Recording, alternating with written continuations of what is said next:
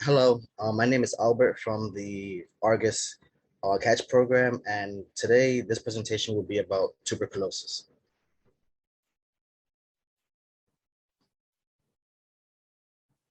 So, what will you be learning about today? So, today's presentation is going to be about tuberculosis. So, you're going to be learning about what tuberculosis, or TB for short, is. You're going to learn about how it spreads and how it develops in the body, what the symptoms are, how it affects the body, how it is treated, and how it can be prevented. And we're also going to link it a bit to HIV as well. But that's a quick overview of what we're going to be going over today.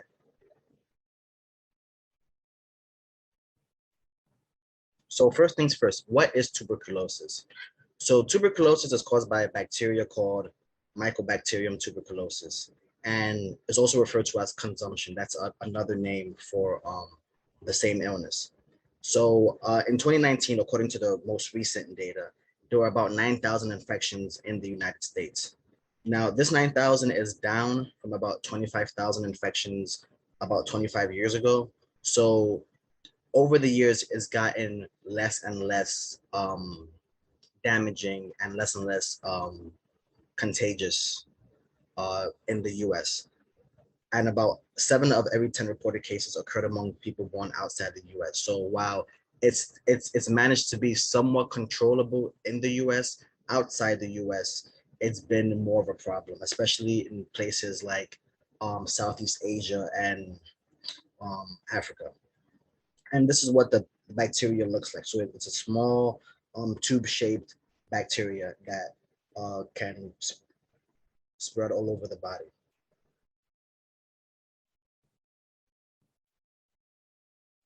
So how does tuberculosis spread? So now that we've talked about what it is, we're going to talk about how it spreads from person to person. So it spreads through the air from one person to another, and the bacteria is put into the air when an infected person coughs. So you have someone who's infected, and when that person coughs into the air without covering their mouth or nose, if someone who's uninfected breathes that air in, that uninfected person can now become infected. All right, TB is an airborne illness. So the ways it's not spread by shaking someone's hand. It's not spread through contact of any kind.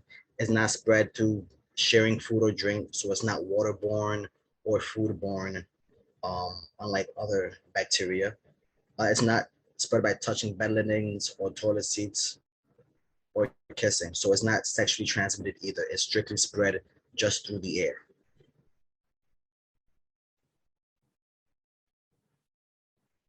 So what happens after you get infected? So let's say you have someone who was around someone who coughed into the air and that individual breathed that air in.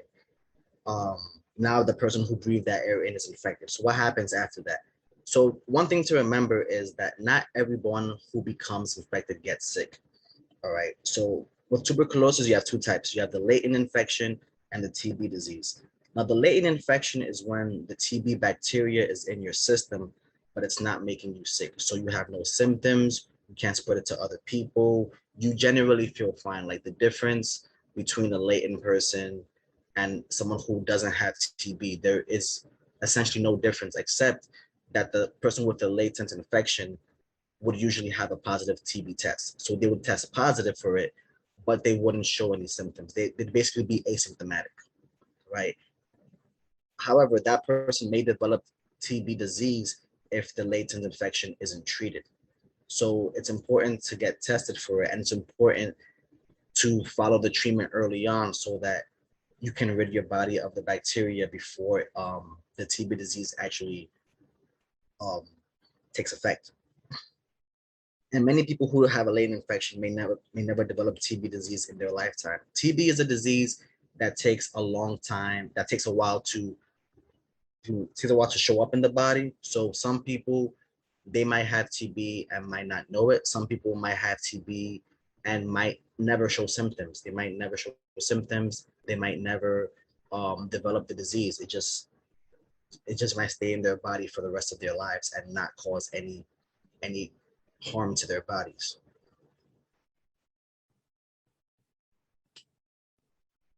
So what is TB disease? So We talked about the latent infection where someone has the bacteria in their system, but they're not showing any symptoms.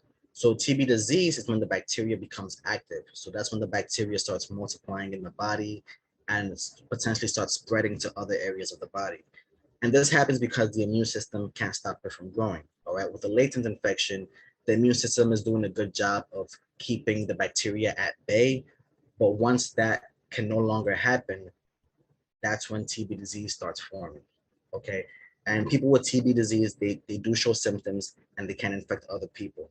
All right. And this graphic that we have here, it shows the difference between active TB and latent TB.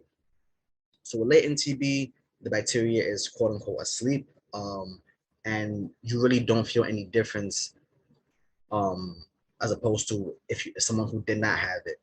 And with the active TB, the bacteria is active, it's awake. You will feel unwell, you will have symptoms, you will be able to pass it on to other people. And one thing to note is that you have a 1 in 10 chance of developing active TB. So 90% of people, 9 out of 10 people who are infected with TB don't show symptoms and don't develop later on into TB disease. So it's one of those diseases where if you do get infected, you do have a good chance of not getting seriously sick from it if you catch it early and if you um, have a strong immune system and follow treatment to get rid of the bacteria.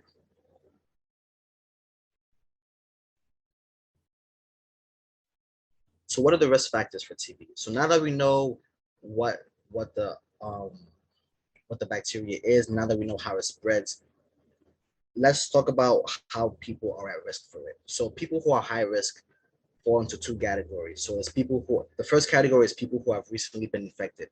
And this includes close contact with an infectious person. If you're around someone who's been infected, that obviously puts you at high risk for contracting, for also being infected. Another thing is people who have immigrated from places with high rates of TB infection. So, like I said earlier, so some places with a high rates of TB infection are Southeast Asia and some parts of Africa, like Nigeria. Those places have high rates of TB infection. So, if you've been around those places or if you come from those places to the United States, that puts you at high risk for developing TB disease. Another um, thing is people who are working healthcare or residential care facility, because you might be constantly around somebody who does have TB, and constantly being around that person or being in that healthcare facility in general puts you at risk because you may be around other people who may be infected. All right. The second category is people with medical conditions that weaken the immune system. And these medical conditions include HIV, which we'll talk about later on, substance abuse, diabetes, kidney disease, low body weight, organ transplants, and cancer treatment. The last two specifically, because when it comes to organ transplants, uh, with organ transplants, your immune system tends to attack the organ that was transplanted. So when that happens, they tend to give you drugs that will suppress the immune system so that the immune system doesn't attack the organ. Now, in this case, this puts you in a situation where the TB bacteria can take advantage of that and spread throughout your body and develop from latent to active. And the same thing with cancer treatment. You know, chemotherapy and other types of cancer treatment can weaken the immune system, and TB can take advantage of that and spread throughout the body and go from latent to active. And the last one, and in addition, children younger than 5 are also at an increased risk simply because their immune systems aren't really that strong yet. So when it comes to them, their immune systems aren't strong, their lungs aren't strong, they're not fully developed. So that puts them at risk for developing TB.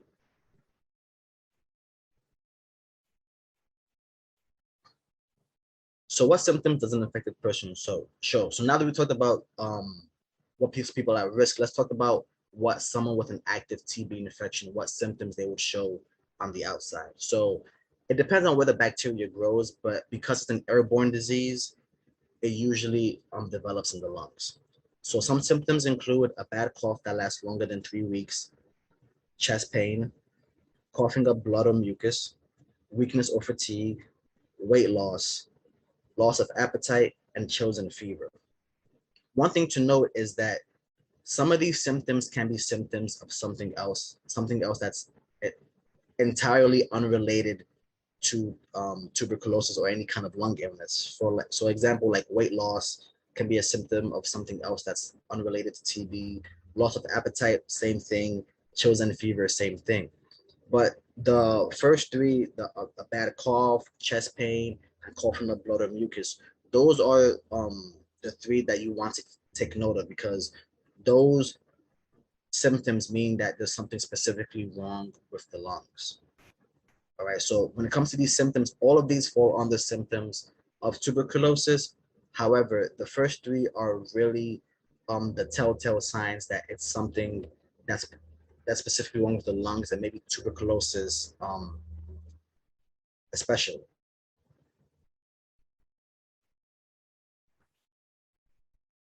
So how does tuberculosis affect the body? So like we said earlier, TB is an airborne illness, so it's usually going to attack the lungs, but it can also cause complications in other parts of the body.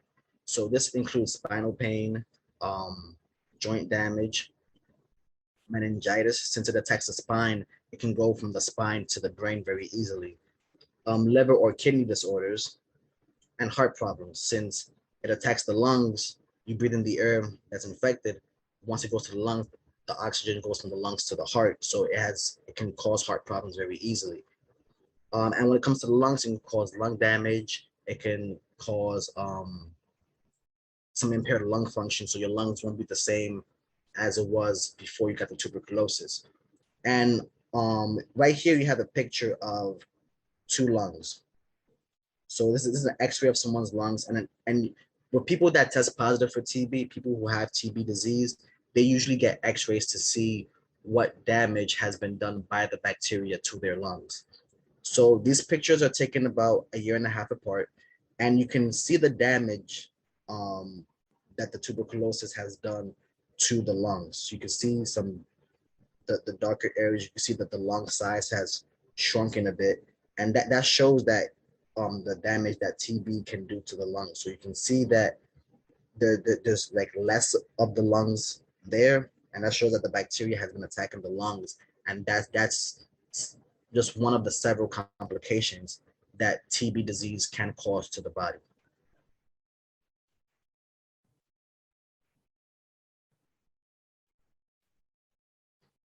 So how is tuberculosis treated? Now that we've talked about how it affects the body, let's swing over to the positive side and talk about how the treatment happens. So TB is treated with specific drugs that fight the bacteria. So you may be given specific antibiotics with that.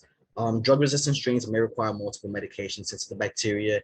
There may be some drug-resistant strains out there, so you're going to need some specific drug-resistant medications to fight the bacteria. It can also be treated with a combination of antibiotics and injectable drugs, and the treatment can take several months. So TB is not something that goes away quickly. So it takes a while to develop, and also takes a while to treat. So you may be looking at least 6 months. It can very well go past a year. It can take several years before you're at a point where you're no longer infecting other people with the bacteria. And one thing I highlighted and bolded and underlined is that completing treatment is essential. Do not stop treatment if you are feeling better. This is one of the main points I want you to take away from this presentation, because even though you may be feeling better, that does not mean that your body has gotten rid of the TB bacteria completely. Okay, so you may be at a point where you feel better, but that might just mean your body is has suppressed the TB to the point where it's latent, which means that you've gone to the back to the point where you show no symptoms and you can infect other people, but the bacteria is still in your body. And in that case, if you don't complete your treatment, you give a chance for the TB bacteria to come back. And when it comes back, it may come back as drug resistant, which is going to make treatment harder, because it's drug since it's drug resistant. There's going to be fewer medications that can effectively fight the bacteria. So completing treatment is essential. Make sure you take all of your medication that is assigned to you, even if you are feeling better.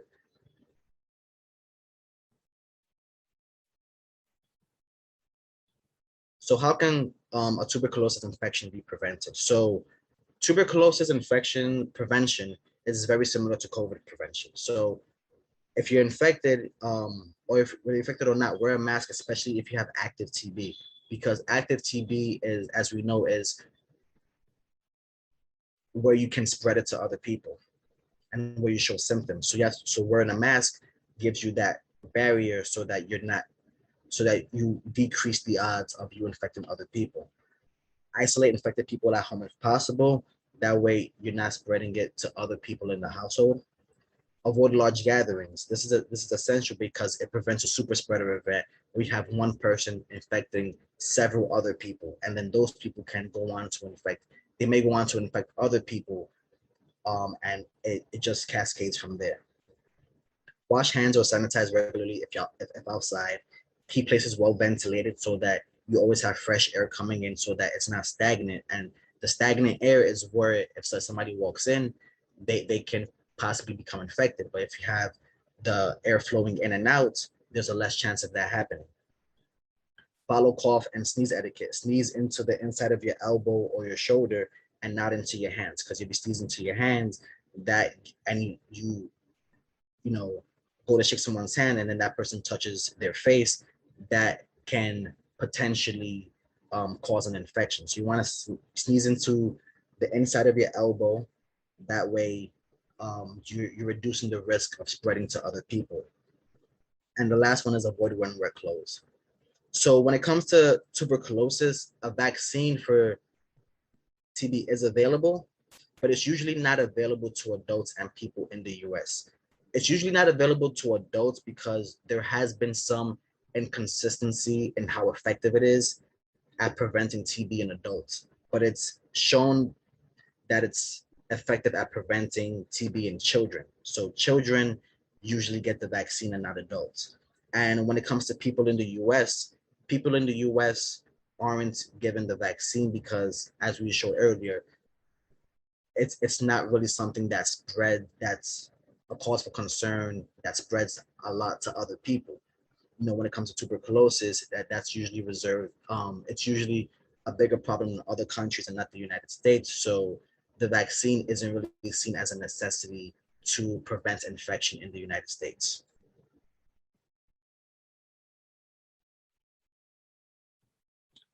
So how does TB affect people with HIV? So when we talked about the risk factors earlier, we brought about how people with HIV are at risk for TB.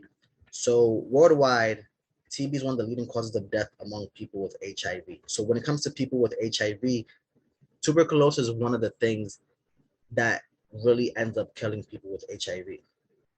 All right. A person with HIV and an untreated latent TB infection is more likely to develop TB disease than a person without HIV. So you take two people who both have a latent infection, one person with HIV, another person without HIV. Right? The person with HIV is more likely for that latent TB infection to develop into the full-blown TB disease than the person without HIV. All right.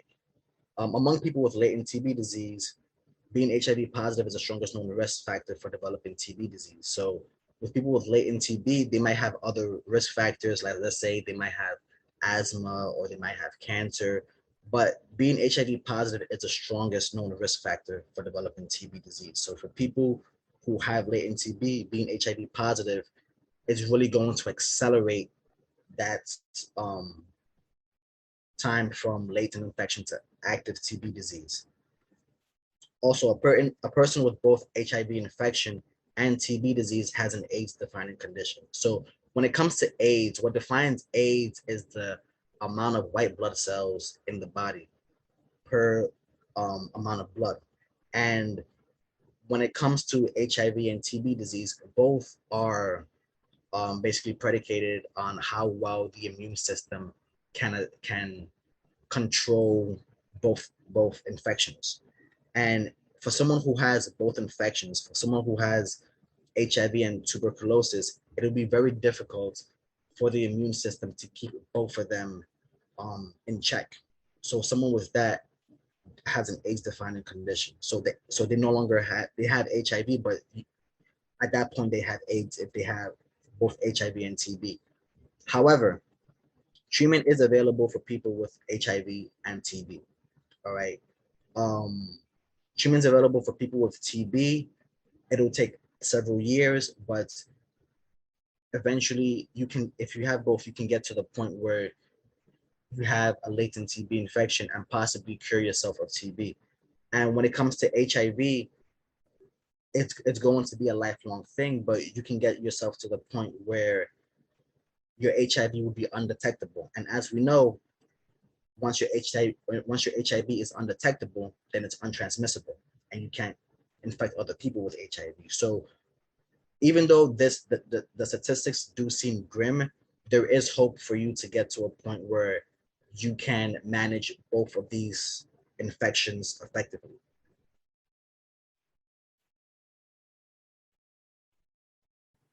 So in conclusion, TB is a bacteria that spreads from person to person through the air. It is an airborne illness.